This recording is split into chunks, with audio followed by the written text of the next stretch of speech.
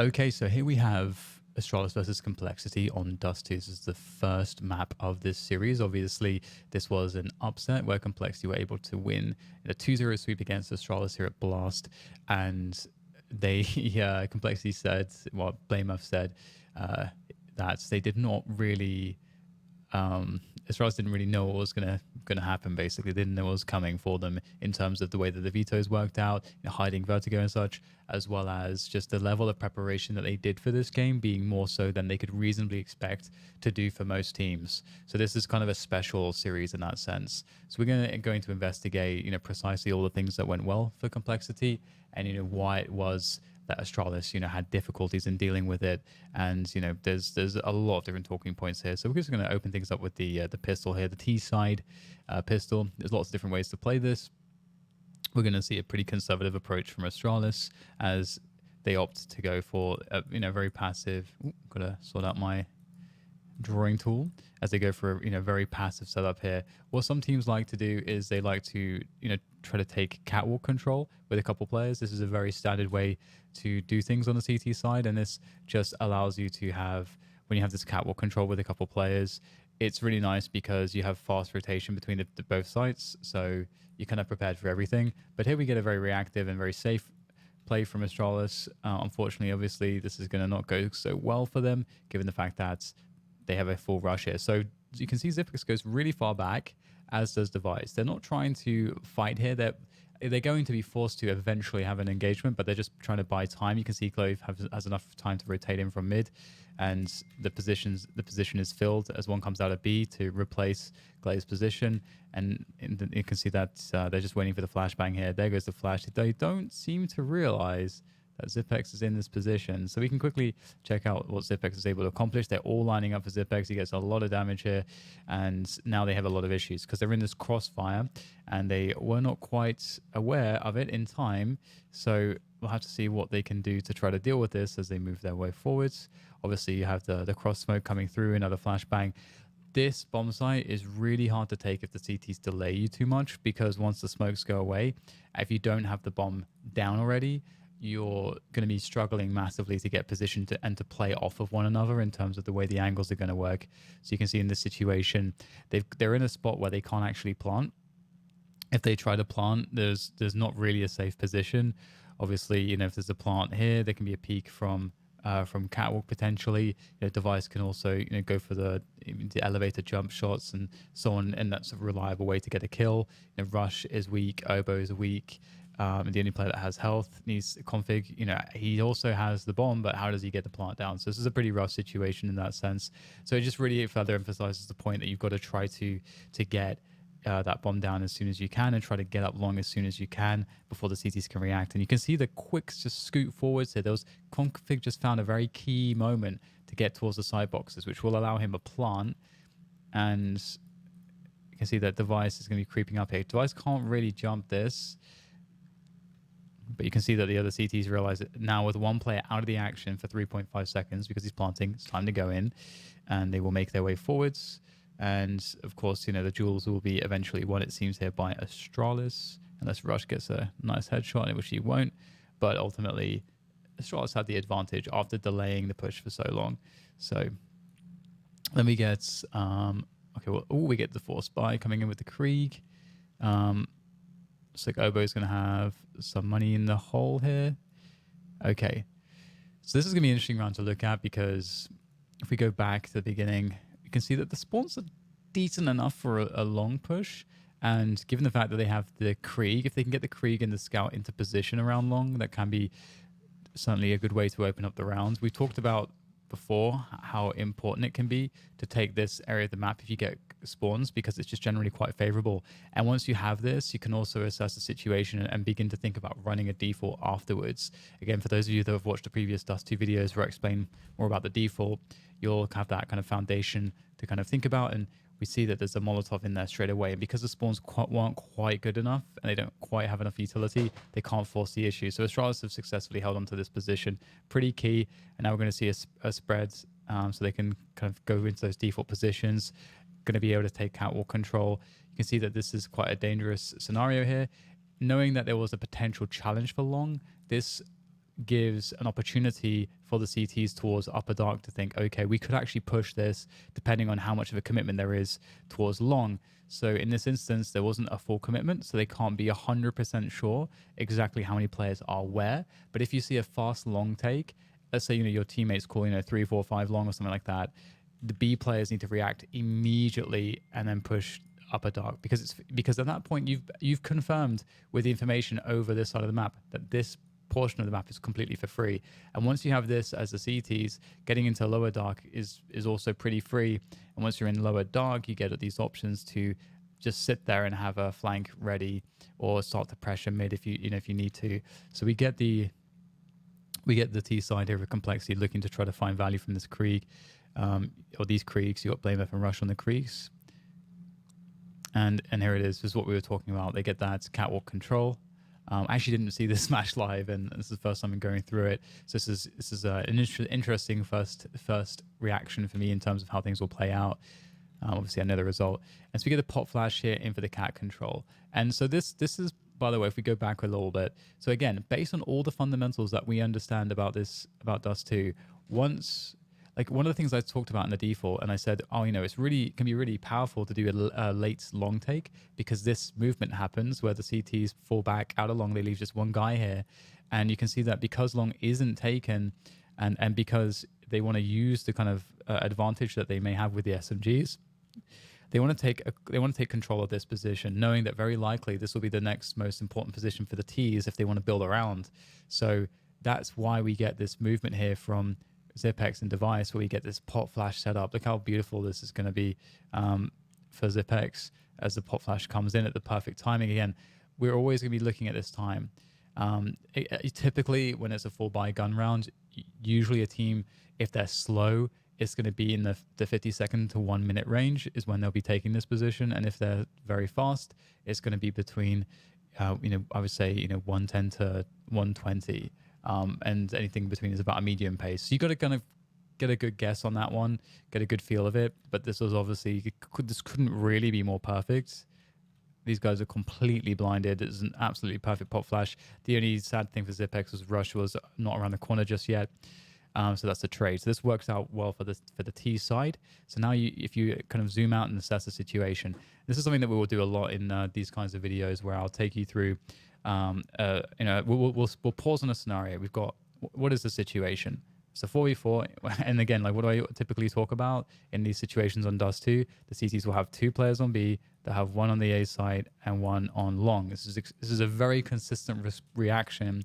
By the way, this is another reason why I like to use Dust2 as a way to teach people about the game, because some of the responses are very predictable in comparison to other maps where there may be more permutations in terms of how you would expect a basic response from a team to play out in reality. But Dust2 is pretty consistent, so it's a good learning tool, I think, for us. So in this situation, again, you can see that you've got this spread of the CTs, and if we look at the situation for the Ts, they have all this time now. It's 1:15 on the clock to rotate wherever they want to, and typically we say that what the best place to attack is this A bomb site through catwalk. And one of the reasons is because the long player is all the way down here. If you decided to attack the A site by taking long, you're basically saying, well, we're going to spend time taking an extra position, then have to move through here to take this position afterwards. This is better because it's just a quicker response. And if you're having presence on catwalk, you can go either which way as far as the TTs are concerned. And they also don't want to get caught out in the open here, so they tend to stay in the B bomb site instead. So here I'm expecting the Ts to go towards catwalk to go for a push here. We'll see what Blame F actually calls though. And we're seeing that there is an investigation, in fact, from Dupree as he pops out. But because Magic's got contact here in the B tunnels, knowing the situation, Astralis can pretty confidently, you can see the push immediately coming in long here. They know that if they see contact somewhere, the only way this round really makes sense is if complexity go pretty much everywhere together. It wouldn't make sense to lurk in one spot. So this is a huge round turning frag, and they get the smoke down. This is a horrible situation for complexity. Because their presence was effectively detected in this portion of the map. And if they're smart, they should realize that being a very smart team, and a very reactive team, Astralis are immediately going to take advantage of any information. As soon as they know where your players are, they're going to take portions of the map for free that they know is available to them and look at this position. It's just so smart from Glaive in this sense. So we're going to see Glaive having this angle. You can see he has this line of sight to see the rotation towards long. So not only do they have to take long now, they have to move up here to get to the A bomb site. But on top of that, they've got to cross through this line of sight, which will confirm the contact, which gives time for the rotation. And with all of the extra time to take and move through these positions with the delay that can be had by this position with the scout, there's plenty of time to rotate through here. And knowing that they have top mid, they can also, if they want, freely go up catwalk. Now, what might be smart is actually to keep one on the site, have players come through spawn, and have players have Glaive come through catwalk once he's finished his lurk. So this is really an amazingly strong situation for Astralis. Here is the first contact.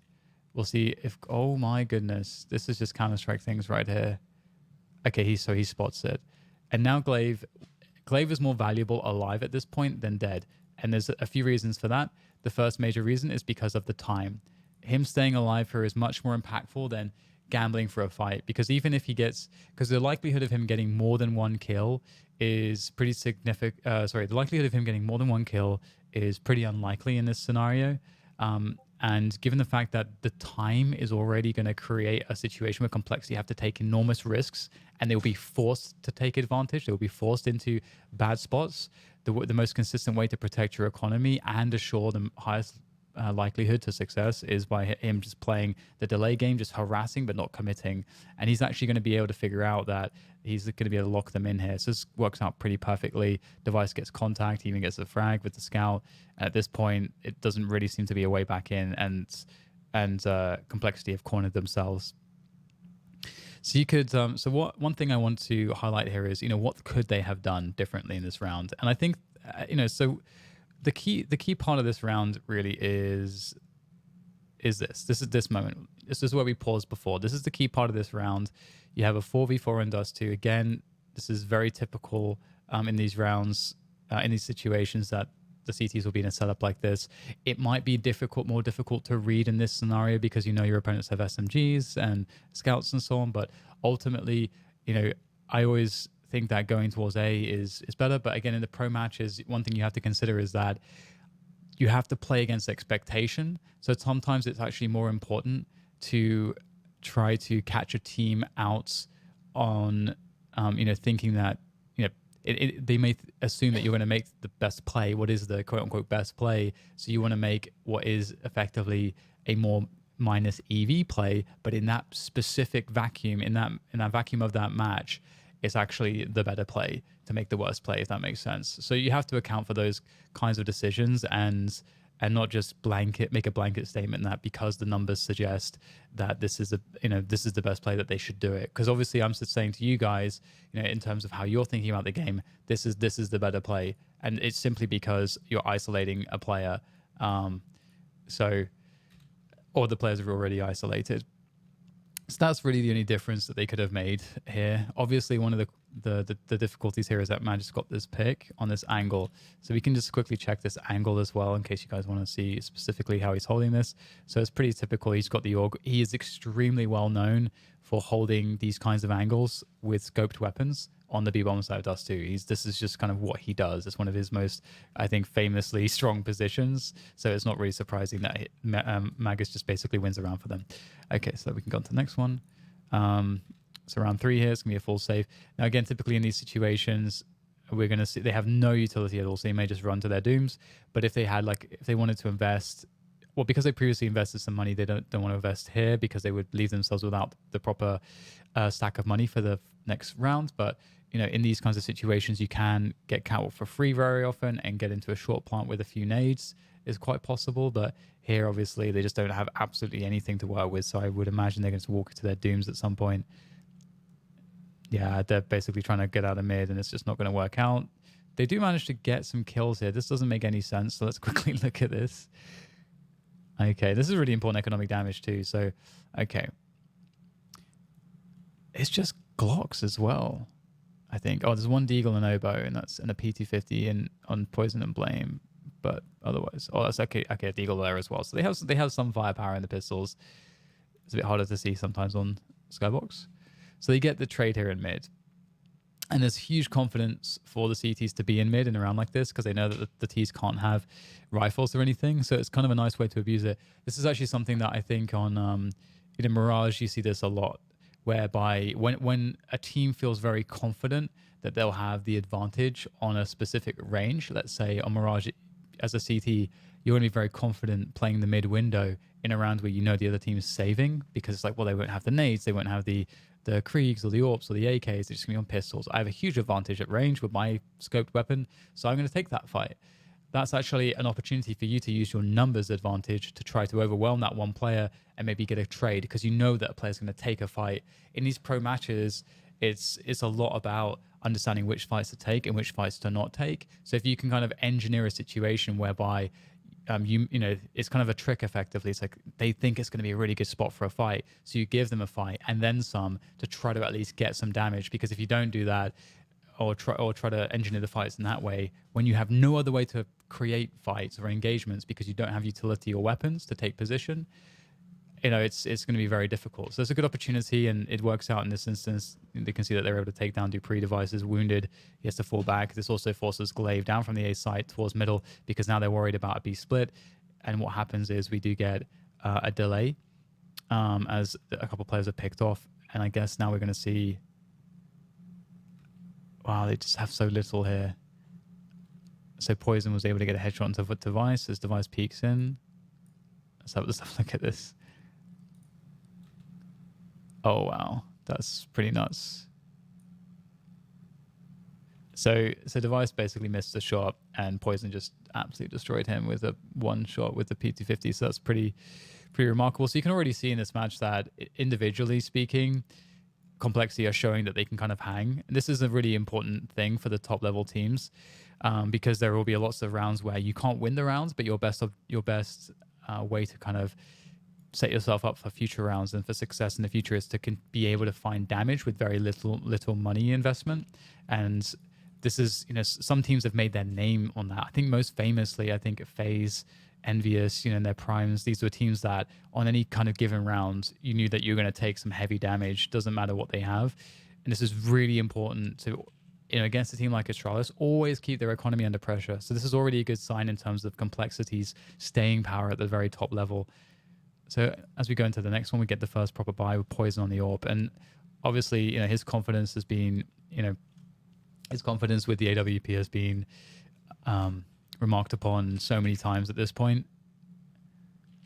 And Device is one of the most inconsistent AWPers in the business. And this is obviously one of the best maps that Astralis can play. So it's going to be very interesting to see how that works out. So let's just look actually at this opening a little bit more. So again, we talked about this in previous videos. The CTs kind of have to throw this down when they expect there to be AWPs in play. And this allows the super fast timing down suicide for the T side, meaning that they can just get some map control and pressure map control and grenades out and stuff and threaten rushes, you know, much more easily. And Poison is covering with the AWP in case anything happens. But there's no incentive for the CTs, especially with a very weak economy, to actually try to take a fight here. It doesn't make sense in terms of the risk rewards to try and take a fight in this position, especially this early into the game when the momentum is much more impactful when you get it right at the beginning. You don't want to take a 50-50 fight. If you're a CT, it may be acceptable at this point of the round as well, where there's loads of time in the round.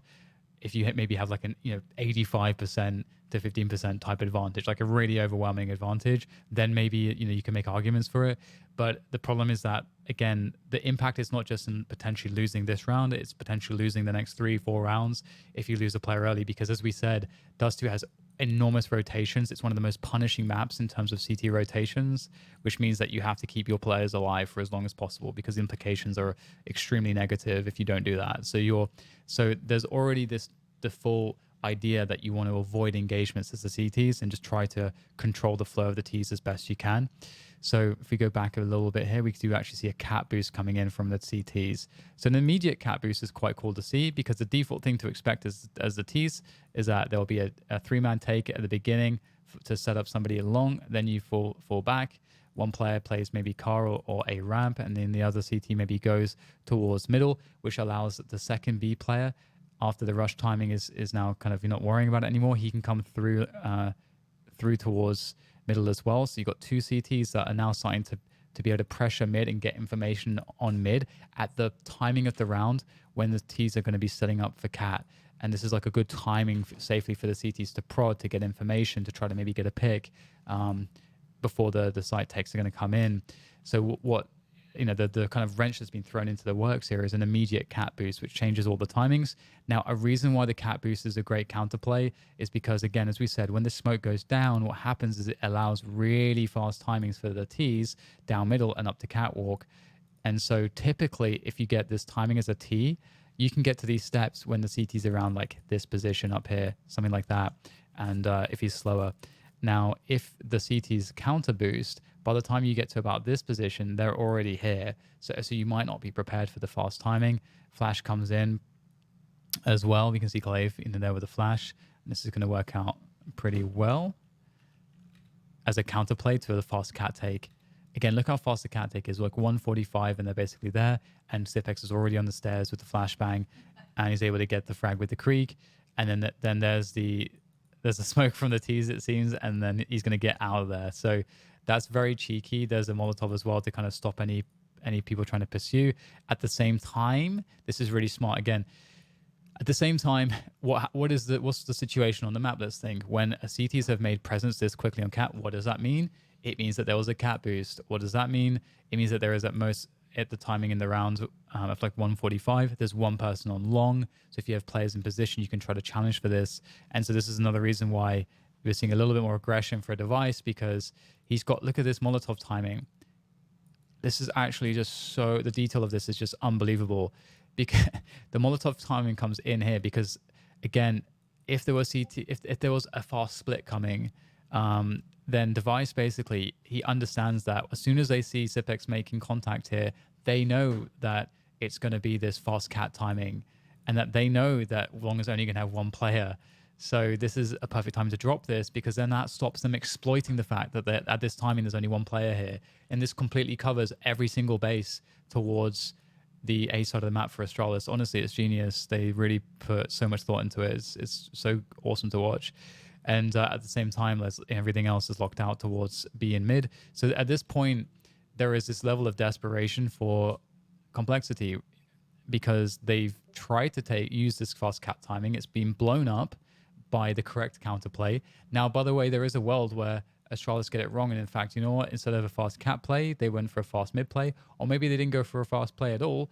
But did they lose anything? No, they didn't lose anything, because they actually gained something. They have catwalk control, and maybe they're fortunate because the T's didn't go long. If the T's did go long at the beginning of the round, and they have like a two-man setup around this position, and they just have the one man kind of guarding long, well, that guy will probably play it in a way where he can fall back, or he's going to play it in a way where he can go deep on pit, and that one of the players supporting cat can kind of come towards the crossover position, maybe the car position, to maybe try to play crossfires if they want to actually take the engagements. They have lots of options, is effectively the point. They're covering for all of their bases, even though at this point it's best case scenario. It's really interesting to look at the ways in which they would be covered if the other likely scenarios would happen. And in this instance, we can see that they basically thought about every single possible instance that could happen given the opening that we saw from Complexity. So we see a potentially hasty challenge here from Rush. He's trying to catch Device out. Obviously, having an AWP in this position is the best answer to a battle against a Krieg. So if Rush is expecting that they may be, and the AWP might actually be playing around car or the site, which more typically they would be, but because, again, this is the mistake, because of the cat boost, that means that they actually put the AWP here. Now, the thing is that you can cat boost the AWP, but in this instance, Astralis wanted to have a more dynamic option in Zipex, having the rifle, with a flash push, and they wanted to keep Device holding long down. But I mean, I can't tell you specifically why they made that decision. It's an interchangeable thing, but in the sense of how to play this angle, it changes everything. Zipex would have much less success in Device here if he was playing this with a rifle versus the Krieg, but because Device is on the right, the AWP, obviously Rush goes down, and at this point it's a 3v5. So the question is, what do you do if you're in Complexity shoes? It's really, really tough. You have to always look at the utility situation to see what your options are in terms of getting onto a bomb site. And we can see in this particular situation that Blameff and Poison both have smoke grenades, so that actually allows some kind of a 2 smoke setup based off of catwalk control. So if you've got 2 smokes, one typical option people like to do is a cat drop, especially at the late portions of the round, because the CTs are expecting either a full hit onto either one of the bomb sites. So what they tend to do is give up middle because they don't want to give up picks. So they just want to play from the sites and try to hopefully have a best, some information and make a good read as to what you're doing. Maybe drop a player down into CT if you're going to go for that B split. The 2 smokes, though, you can try to use them to get across here, but knowing devices on the AWP on A, honestly, and not having very many flashbangs, I would think that by far the best choice here is to go for the play in towards B, try to save a smoke for a post plant and just get a smoke on this position. Sometimes teams will smoke both of these positions, which kind of allows them to kind of challenge players who might be playing these positions. So CDs who might be playing this stuff like window or this little scaffolding or playing these boxes or trying to play in the corner. If you have this smoke blooming here, that actually takes away a lot of these angles and you kind of get to push them a bit more favorably. So we'll see if that's what the option that they go for. Let's see my prediction's correct. And yeah, so my prediction is completely correct here, and they go for the single smoke on the doors. They don't go for the second option for the smoke, and they want to leave one for the post plant, which I think is the smartest thing to do in this situation. You've got to cut some corners, and they try to attack the bomb site with 2 players. Unfortunately, you can see Device has an angle. Or does he actually have an angle? Has he just got a shot through the smoke there? Looks like he just knows his lineups. Yeah, so he's just taking pot shots through the smoke. So very unfortunate for complexity here. But again, one of the cool things about this is that I get to show you the situation, make a prediction, and you get to see if it comes true or not. And we can very easily see what are the best choices. And again, dust2 is great because the way that the CTs play stuff is quite reliable in terms of how you can estimate what they're doing based on what's happened in the round. So obviously this is going to be a lost round now. There's not too much Obo can do, and indeed he dies. So we can go to the next one. And by the way, a lot of you guys wanted long videos, so you're gonna be getting one here. So let's have a look at this opening of this round. Right. Okay. So this is interesting. Obviously, we've got a pistol buy up for the T side, and they're going to go for what looks at the outset. Like if I'm commentating this, obviously it's hard to know whether this is at this point it's going to be a B split, or it's going to be just a full out bum rush through B tons, because they have a lot of grenades. It's really hard to say. I haven't seen a lot of the team set piecing using the new Skybox, so I'm curious if that's what we'll see in this situation. Kind of looking for those nades here to be flying through. Okay, so it's not going to be a set piece from upper dark. We're going to see actually a blast still using the old version. I don't even know. Either way, we're going to see them going through middle, it seems, or try to get onto catwalk from this position now. And this is what I was talking about before. If they do get that catwalk control with the nades they have, they can successfully kind of get the smoke grenades in these areas, blocking off all this. They can get to this position before maybe being seen, and then they can obviously flash away the AWPer for the to try to cover them to get onto that short plant. So we'll see if that's what their option is. That's the most, from this position, that's by far the most reliable way to get a bomb plant. So we'll see if they decide to go for it.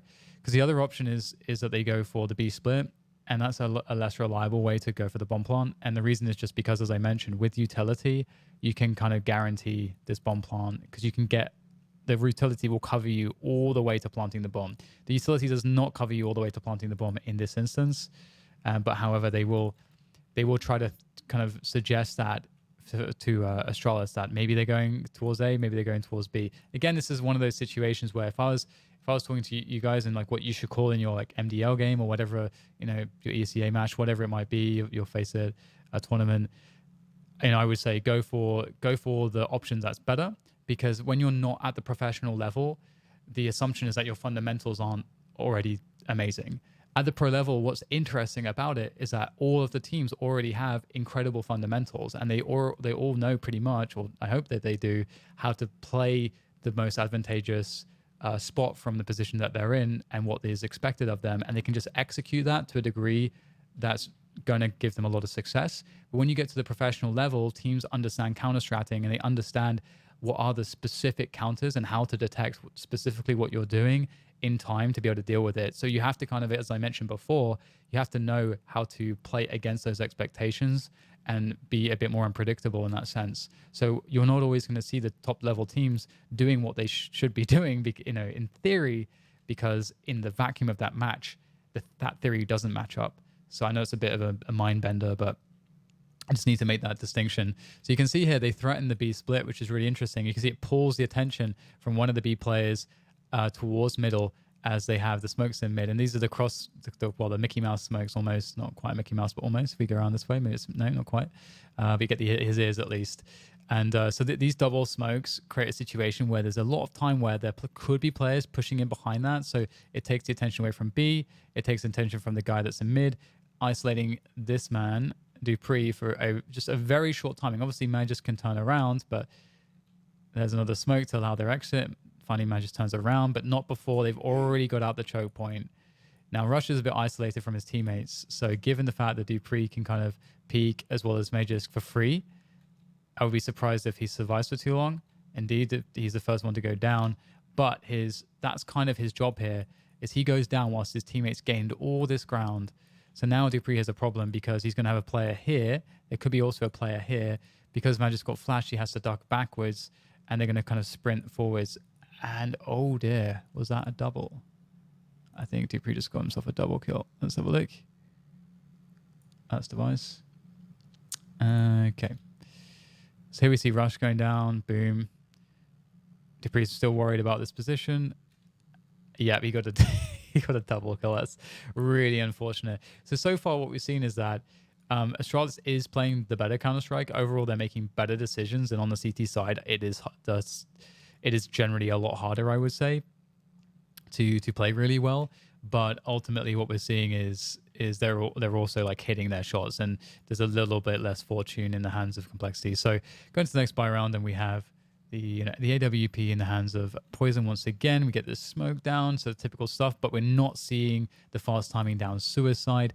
This time we're going to see them going for long. They didn't get particularly amazing long spawns, okay spawns to go to long.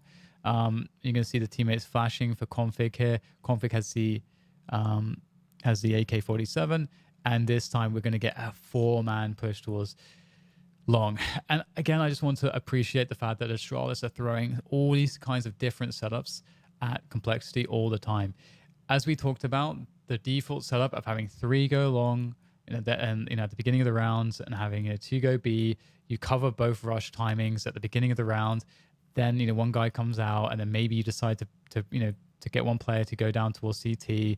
Now you're covering site, and it was like all these kind of basic, average, safe ways to play the openings. These are all obviously great because they keep you safe from the most dangerous things. But again, at this level, it's more about knowing the team that you're playing and picking the right openings. Going 4 towards long is obviously very risky. If they went for a fast timing down mid to B, the round's over. It's immediately over. But they are, for whatever reason, going to guess correctly this time. And it is an initial pressure of long that's coming through. And it's a big commitment. And Magic is going to kill everyone, which kind of sucks for Complexity again. So it's kind of cool to see that they're struggling so much at the beginning of this matchup, because there's no reason for Complexity to think that there's 4 players here. At best, or at worst, sorry, there's 3 players there. So that's very difficult. And as you can see that played off quite nicely. Again, we're going to look at what the options are for Complexity, because they're in a situation where they have the most control as the T's as to where they they have all this space basically to use to go wherever they want. But in response, we see that as Astralis have an extra couple players to the good against their opponents, they're going to take a little risk with Glaive and get him deep in Longhouse, and that's a really nice position, difficult to deal with. And at this spot, if you're the T side, you kind of have to go all together most of the time, especially in a map like Dust2. You just have to pick a spot to burst on and get fortunate. The problem is there's no good scenario here.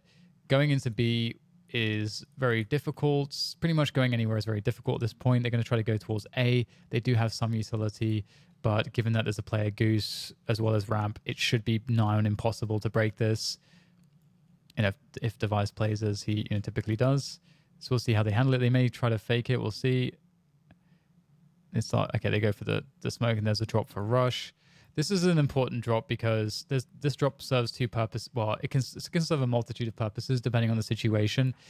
You really want to get this guy down in this position because if there's a CT playing ramp, this is a really good way to kind of help to deal with him, because these players can get bogged down and they can get stuck by constant peaks, constant jiggles, where this player is just buying time. And given the fact that they don't have the Molotov for this position, you need to have somebody on this low ground. This position also helps to deal with the fact that if you're lacking flashes, or you can basically more effectively use your flashes, because all you need is one.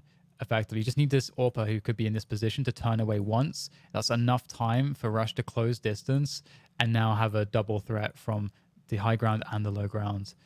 So in this instance, you can see that Device will actually smoke the A ramp, which is quite devious, and he will go down to Rush. So that's done its job, and Xapex will come through the smoke at a very key timing. The trade is there, and all of a sudden a 3v5 into a 2v2. So they've played this out really, really well, even though there's been some counter plays from the T side. So now we're going to see Obo taking catwalk control. He gets a 1v1. Dupree caught jumping up. There's nothing he can do there. Bad timing. And Glaive has no HP, and Poison's on the AWP. There's really no way for him to win this round. And we don't really see it play out too much. Yeah, he gets shot by Poison. Cool. Okay, so on to the next one. We get just, this is the last amount of money here for the Astralis side. And let's take stock once again. Oh, right. Okay, so let's see. Do they actually get full-on long spawns? Yeah, they got better. They got not like full long spawns, but they got like the first. This is like the important thing, getting the first two players out, because the first like two players is really important, because if there's a Molotov that goes in a time, you at least get two players out, which can at least guarantee a trade, guaranteed forward movement to one of these positions, or get someone who can just kind of blind run into the pit, something like that, and with players flashing from behind. So we'll see how this execution plays out. This situation will not be like the perfect counterplay from Astralis. So finally a break here for Complexity. We get the corner smoke thrown immediately right before this contact through the doors. So this is obviously really key. And the flashes come through. Glaive still gets a pick. Don't know if it's a blind one, but as we talked about, ground is still gained. Ground is still won. Device is holding the angle with an AWP. He's going to be kind of dangerous to deal with, obviously, but they have Poison in position. They have Molotovs as well. So Device should, in theory, have a lot of problems here. What the? Okay, so Poison just actually... How did he get this kill? Okay, so I don't know if this is like a Skybox thing, but... I mean, look at this. That looks like he can see through the side of the smoke there. I don't know if this smoke is specifically designed for that. We'd have to actually look at it in the game. If any of you guys know that, let me know in the comments. But this does look like this smoke could be designed in a way where Poison understands specifically where to stand and how to pre-aim to kind of go for that shot. And if we look at Device's position, we can see how... Okay, so that would make sense, because the way Device is playing this position is he's trying to play the first angle possible after this smoke. So there is a possibility that this is a setup, actually, to get the kill. Because the thing is, what happens is if you Molotov this position, okay, you've Molotoved it, and sure, maybe Device can't AWP you from here, great, but what he can do is he can drop a smoke to delay and safely retreat, or he can just safely retreat and his teammates can flash him to safety, whatever it is. Or if he does drop the smoke, he can now play behind that smoke. And now what's happening is you're wasting so much time and utility on this one player, and it's actually kind of minus EV for you overall. So really smart counterplay there. I can only assume that this is a setup from Complexity. If you guys have clarity on that, let me know. At the same time, again, always being active, you've got to take something back. If you lose something, we've got catwalk control here for the CTs. And now we're in this position where we talked about this. We're going to see this play out in this match for the first time. You got long as the T side at the beginning of the round. It's a 4v4. What you can do here is you can go back into a default and go for a catwalk take. One of the reasons why you might decide to do this is because you know that you'll get engagements on catwalk. And based on how those engagements goes, you'll win the round or lose the round. But considering that they have so much utility, what's really cool here is that you can split off like 1 or 2 players and just like throw all the utility in. And as you kind of play players up into this position, suddenly the CTs don't have anywhere to stand. And also, you can actually smoke this as well, kind of creating a situation where, alternatively, whereby, like, let's say, you leave config to lurk here, you get the smoke over into this position. The CTs can't really stand on the site as the Ts are pushing up. If they've also got like a CT smoke or something, they can progress to the site and get pretty favorable engagements. So there's a lot of options here for advantage. But as I said, again, you can just go back and try to play into the default and but you will have to try to take catwalk control away from the CTs. You cannot allow the CTs to have cat control if you decide to go B. And obviously, if you decide to go A and you're playing a default, you also have to have catwalk control. So that's kind of the main thing here. So it's really a decision as to whether or not they want to commit through long, or if they want to go back here. And it looks like they want to commit through long, which is a totally fine option. Again, as we mentioned, if you do it correctly, there's no problem doing it. Glaive tries to get position in time, but Poison's got the AWP. Glaive does make it across, though. Pretty key molly here to prevent that angle from being a challenge. There goes the smoke. Now there's issues, because now they can get onto the site. Poison can get set up. There is no flank currently possible, but in about 15-20 seconds, the Ts might start worrying about it. Glaive getting kills through smokes, which is that's just what he does. Config, we can see they're coming from T-spawn. This is getting a little bit awkward for Config because he's really just not impactful here, which kind of sucks, but that kind of happens to lurkers sometimes. But now we're into the 2v2. So we get some trades, and now we're in the 2v2. Cool. So Config is going to join Oboe. He's going to make his way through long. This effectively tells them like he has all this fresh information. There's no flank. So what this means is, because they know that there's no one in these positions, they know that the CTs are going to be, obviously through deduction around catwalk or CT. It's the only other 2 places they can possibly be, given that they just had information on the site as well. So in that sense, you can see that Oboe, I believe, just got a tag. Yes, he did, onto Magisk. So now he has more information. Now the flash comes from catwalk. Now they know exactly where both these 2 players are. And that's pretty key. There's a lot of comfort in that, because now you know everything that's safe and everything that's potentially not safe in terms of angles. That was a pretty cool molly. Who threw that? Okay, of course, that was Config. Yeah. So Config throws the molly for top cat here. Dupree's a little bit... Dupree actually has to smoke it, which is actually really valuable that Dupree had to smoke that. And he just didn't want to get caught by a 2-man peek there. So into the site they go. There's a flashbang to try to push Dupree off the angle. Oboe manages to get his way across. Now it's a battle of getting the plant. And as we said, there's a certain amount of timing that where, after seeing Magisk, he could have either gone catwalk or he could go long. So if they have a good internal kind of game clock, they'll just inexplicably turn towards Magisk around now. But because unfortunately they're still dealing with Dupree's pressure, they forget about that little internal timing. And now Oboe's in a 1v2 situation. So see if he can try to play this. He's able to isolate one with the box and the other as well. So that's a fantastic clutch from him. Very nicely done. And that's what you want to always do. A 1v2, so 1v2 and 1v3s are very different in terms of how you play them. In the sense that this is typically how it would work. In theory, if the CTs are able to sandwich you or attack you together, so they're both attacking you at the same time, it can be actually in some scenarios, if it's it can actually maybe be actually physically impossible if both those players are shooting bullets at your front and back at the exact same time. In that situation, it is impossible to win it and to kill both of them. So the only way to win a 1v2 in that sense is to isolate each player in 1v1 into 1v1s. And so we just saw that Oboe used the box successfully to do that. If you're in a 1v3, the problem is that it becomes very likely that the CTs, if you just let them come to you, that they won't allow you to isolate them, because on one side there will be 2 players. And that's gonna create a situation where the odds will swing massively into their favor and away from your favor. So typically what you need to do is you need to disrupt them before they can get that kind of a setup from happening. So typically the way that you do this is by playing a forward aggressive position. And then once you get that first kill, when they don't know where you are, then you get and then they'll know where you are, but you can try to play a good spot where you can isolate the players from one another. So that's one way to think about how you play, 1v1, 1v2, 1v3. So we get another long opening coming in here from Complexity. And I think I'm going to cap this video for about an hour. We're only like 7 rounds in. But I wanted to see what it would be like to go through a full demo. And I'll just keep doing this one until we finish it. Okay, so this time the trades go more successfully in favor of Complexity. Obviously, the money's not very good for Astralis. Can speed things up. I mean, at this point, just going along, keeping it simple. You know their money, their buy sucks. Just do the correct smokes.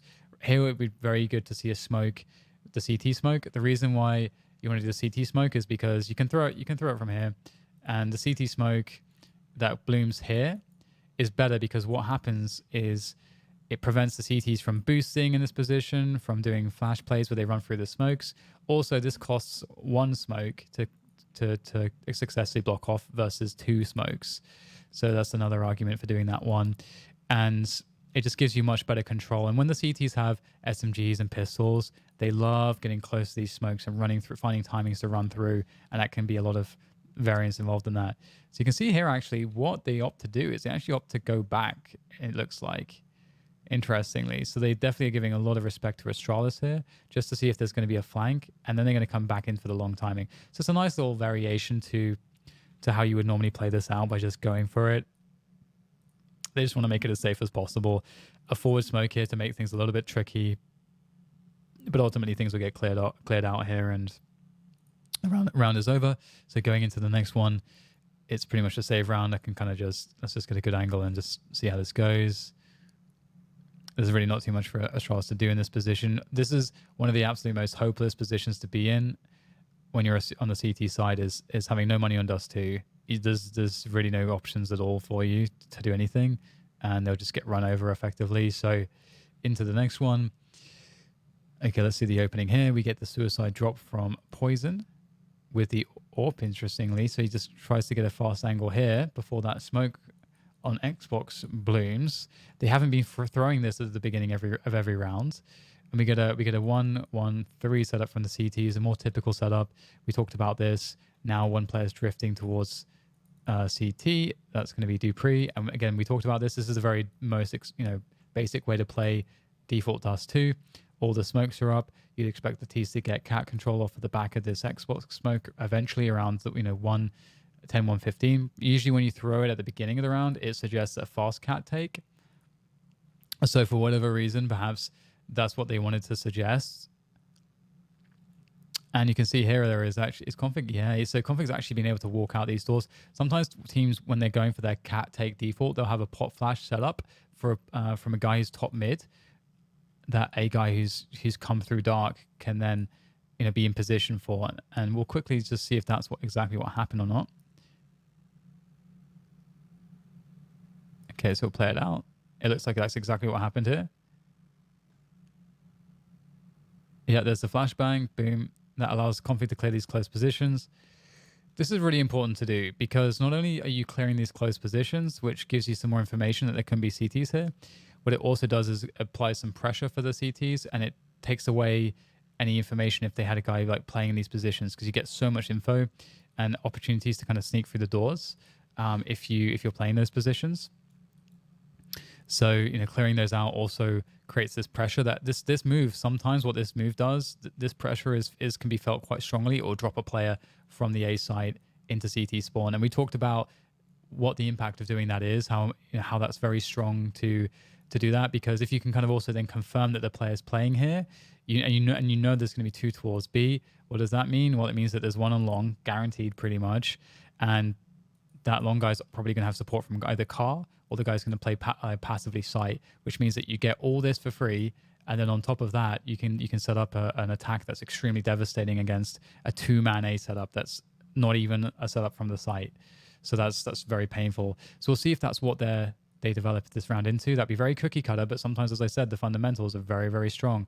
And actually what happens is, because Config stayed in this position, this is really cool actually, oftentimes the T's will take this and then they'll go straight back. That's normally what happens. I would say like 75% or even more than that of the time, the T, like they clear this and then they go back. But you can see config stays here in this position. Look, this one's really annoying, this spot, because it's so deep into the wall. And boom, Dupree wasn't expecting it. And at the 1 minute timing, why was Dupree pushing at this timing? He wants to try to catch someone jumping up onto the Xbox from lower dark. The reason is because all people coming up from catwalk to set up on cat.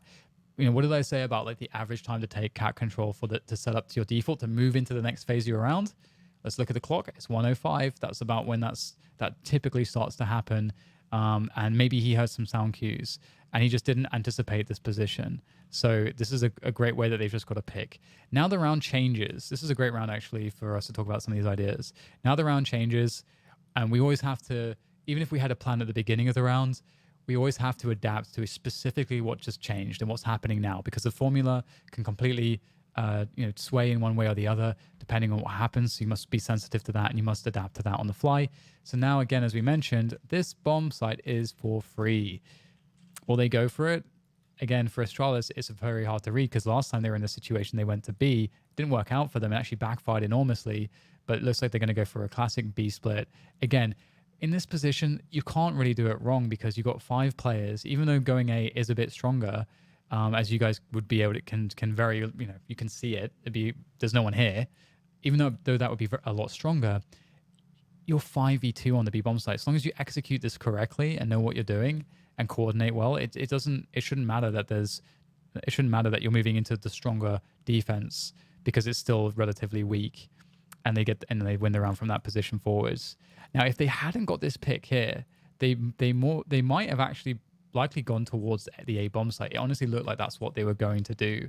But they managed to catch Astralis out. Now, let's talk about studying your opponents.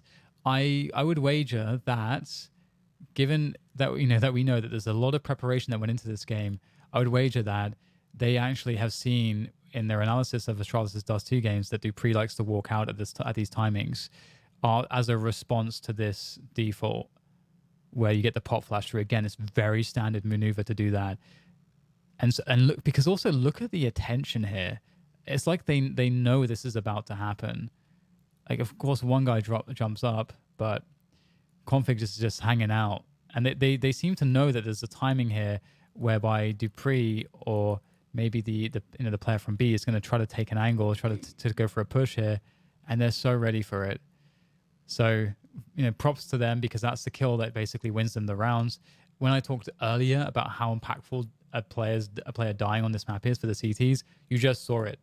Look how overwhelmingly strong it was. A round finish for complexity. It was basically guaranteed almost. So let's go into the next one. We are approaching an hour, so this might be the last round. I would like to get to the end of the half, but we'll see if I can do that. Okay, so pretty standard opening here. The two-man setup here, 3-man setup here to be safe against rush timings. The initial smokes. Suicide pretty free for the T side. And this time are they going to walk out? This would be a great time to do that. Okay, so Astralis is something that's really interesting. If we go back to the beginning, they have a solid setup here. Flashbang comes through. They don't see anything when they're playing the flashes, but the T's would definitely hear multiple flashes. This tells, if you hear multiple flashes from the CT side in this position, it tells you as a T side that they're challenging this. Why would they challenge this? Why would they decide to invest utility towards long aggressively like that? It is to challenge it. What instance would they want to challenge? That challenge would only come if they have at least 3 players, most likely. If you're having 2 players, you don't want to commit that hard because you can't guarantee the trades as hard. So this then means that Astralis, probably realizing this fact, immediately rotate all the way towards catwalk because they see nothing here. They want to beat the rotation out. They don't want to just hold on to this position. They know that they've locked this down now. They don't have to worry about this, and they're going to rotate everybody around. I think this is actually a really smart move from Astralis. And now they have a full setup on cat, and just look at the timing too. It's really going to work out for them. They've completely created a block here, and again, typically as a T side, you feel pretty advantageous in this position because if you use utility correctly, it's very hard for the CTs to really do that much. But you can see Zipix is playing this angle on the rail. You've got also, is that Device? Yeah, Device playing a more forward angle, and Glaive ready with an HE also playing he can also support this position. And if Device dies, Device going down 1-for-1, you're hoping that Zipex is able to get something, and then Glaive can commit even further, or they can make a judgment call to sack Device if it doesn't go too well, and they can fall back to the side. They get options, but ultimately they feel like throwing a wrench into the works, getting an advantage here would be better than trying to just let Complexity just set piece them at some point. Again, at the professional level, you have to find ways to throw a wrench in. dust2 doesn't provide you many options. So Astralis are going to a level of detail that will allow them to do that. Device just peeks and just gets a kill.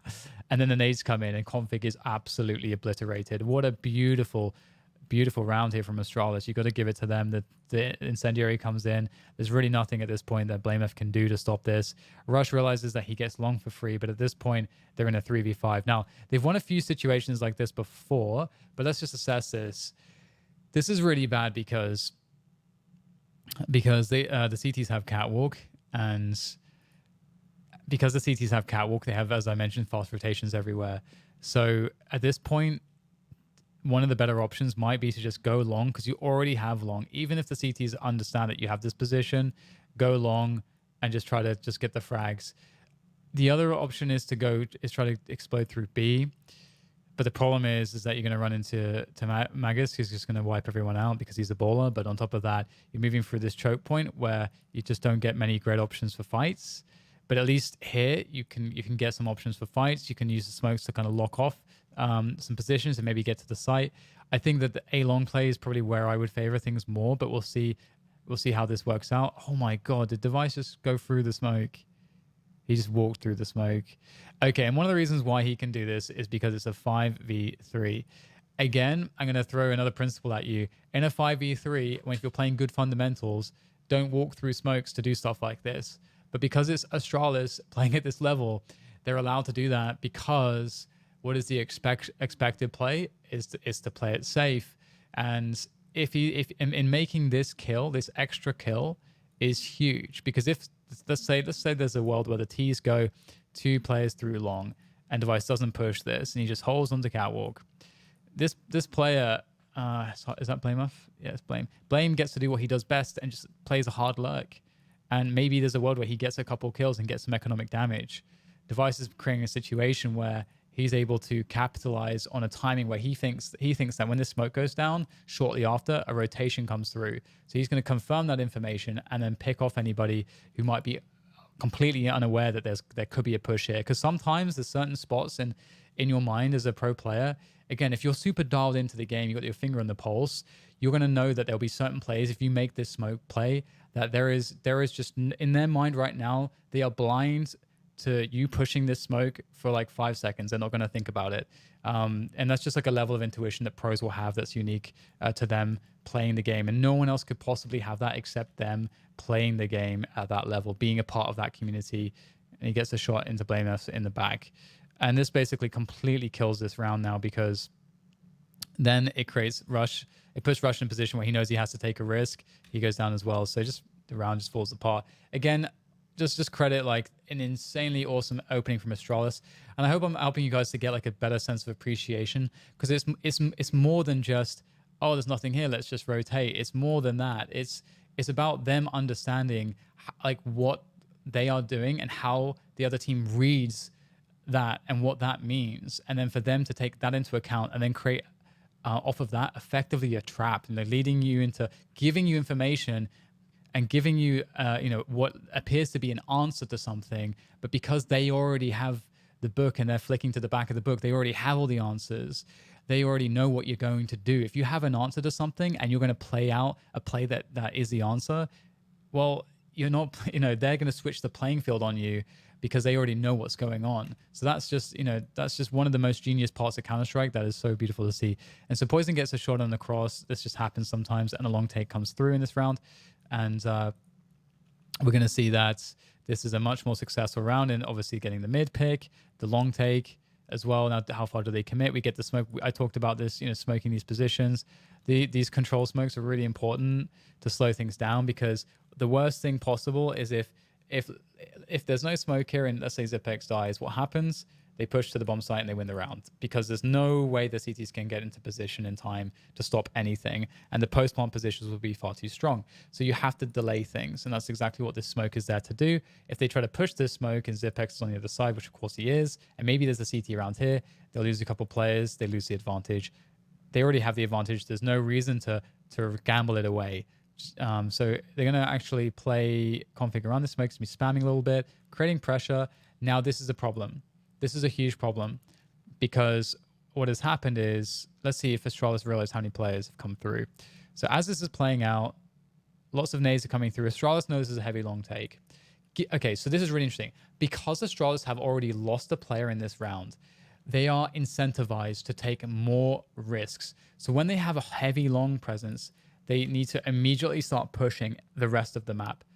And that's what we're going to see, because you have to gamble that there's nobody else around, or if there is, you win the 1v1. Because in this situation, it's a 5v4 in favor of the Ts. If they just push to the site at some point, even if they wait the smoke out, they still have the advantage. If they go and take catwalk and go into a default, they still have the advantage. If they try to rotate towards dark and then rotate towards, and then in a slow play around middle and then threaten a B split or A or whatever it is, Astralis still have a disadvantage. There's more situations where they don't have ways to get good advantages. So the best way for them to play this is to take to go aggressively here. We see them actually throwing an incendiary top mid to keep them safe as they try to push this position. And now Astralis have more map control, way more map control with less players, even though they just lost the position of the map and lost a player.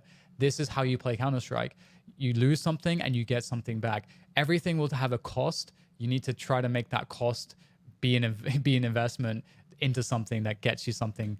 That's a very kind of roundabout, awkward way to say that, but you know what I mean. So now they have catwalk. Now they know exactly what's going on. Now they have cat to play. They can play effectively from sight. They can play from, obviously, as far as the T's are concerned, they can play from cat. They can threaten the flank. They've got these players locked in. At this point, it's completely down to the T's to execute correctly on this site. But Astralis have a lot of time to get everybody in position to maybe even get the pressure or the kills before they get the bomb down. Now that's huge if they're able to do that, or if they're able to create a situation where the smokes dissipate and they can't get the bomb down in time. The equation changes completely, and maybe the CTs get into favor. See, look at how this is creating problems now. Incendiary, it stops the flow of T players. Now only these two players can trade. If there's a kill onto one of these players, all of a sudden it's a 1v1 situation between the two players on the site. If one of these players has the bomb, which neither of them do, it's actually on Oboe, who's here, then the guy can't plant the bomb, and then the smokes go away, and then more nades come in. And all of a sudden, there's more problems. Here is a Molotov to try to deal with any CTs hiding around the box position on the bomb site. But again, and this is what I said earlier, as far as they're concerned, there is probably a player on the site. So they just had to use some utility. They just had to waste the Molotov because they don't know that information. And why do they not know that? Because Zipex dropped this smoke here. And so it puts that into question. So that smoke, it's not just buying time. This smoke also was the cost of $300, and also creates a situation where whatever flashbang now comes in or whatever play is next made from utilities may be a bit more effective, all because of this delay that Zipex did all by himself earlier on in the round. And okay, and so now we see the angles coming into play.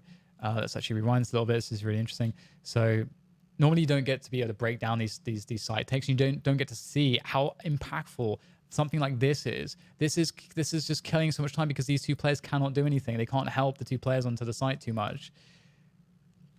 So Magis gets this kill from the cat angle, and they've got two players in CT waiting for their time to push forwards. Now the smoke is gone. So now these two players are active, and now these two players are also active in terms of facing off against each other. And you've got this 1v1 on the bomb site itself between Magisk and Config. Config takes a really strong position, crouching behind these little baskets, and with the Krieg is able to deal with that.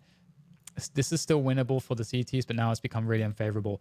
But if this kill, if Config loses a 1v1, okay, it's a 3v3 where now they would have Cat. And what does that mean? Well, that means that the pressure can come onto Blamer from Cat and from these two players all at once. Who can stop that? Maybe this guy. Poison would have to also move down to try to help that. All of a sudden, what you're looking at is an extremely fair fight, maybe even favorable to some extent for the CTs, all based on this 1v1. And let's not forget again, Long was lost immediately. I just want to rewind this because again, if that 1v1 is won at that point, again, Astralis are in a very winnable situation. But let's just rewind this all the way to the beginning. There's a pick right at the beginning. It's a 4v5 straight away. They lose Long, and the T's don't take almost any damage. They still have loads of utility left. If you're looking at this situation, I feel like you don't reasonably expect that Astralis, that the CT side, if everything plays out correctly, should be in a position where the round could be winnable. But they almost got there against some of the most elite players in the world. So, that's I think that's pretty epic.